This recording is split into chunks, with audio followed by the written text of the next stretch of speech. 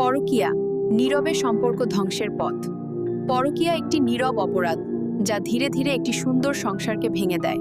এটি হঠাৎ করে শুরু হয় না, শুরু হয় অবহেলা থেকে, অসন্তুষ্টি থেকে, আর সবচেয়ে বেশি শুরু হয় যোগাযোগের অভাব থেকে। আজকের সময়ে মোবাইল ফোন ও সামাজিক যোগাযোগ মাধ্যম পরকীয়ার সবচেয়ে বড় মাধ্যম হয়ে উঠেছে। একটি সাধারণ মেসেজ, পুরনো বন্ধুর খোঁজ নেওয়া বা সহানুভূতির কথা থেকেই জন্ম নেয় আবেগী সম্পর্ক, যা একসময় বিশ্বাসঘাতকতায় রূপ নেয়। অনেকে মনে করে আমি তো শুধু কথা বলছি, কিন্তু সত্য হলো অনুচিত কথাই অনুচিত কাজের প্রথম ধাপ। পরকীয়ার সবচেয়ে বড় শিকার হয় সন্তানরা। বাবা মায়ের দূরত্ব, ঝগড়া আর অশান্তি তাদের মনে এমন ক্ষত তৈরি করে যা সহজে শুকায় না। ধর্মীয় দিক থেকেও এটি মারাত্মক ক্ষতির কারণ।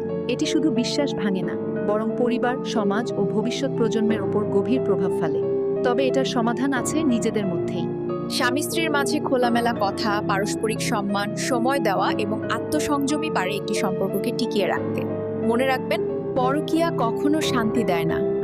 এটি সাময়িক আবেগ দেয়, কিন্তু রেখে যায় আজীবনের অনুশোচনা। আপনার মতে সম্পর্ক বাঁচাতে সবচেয়ে জরুরি বিষয়গুলো কি কি?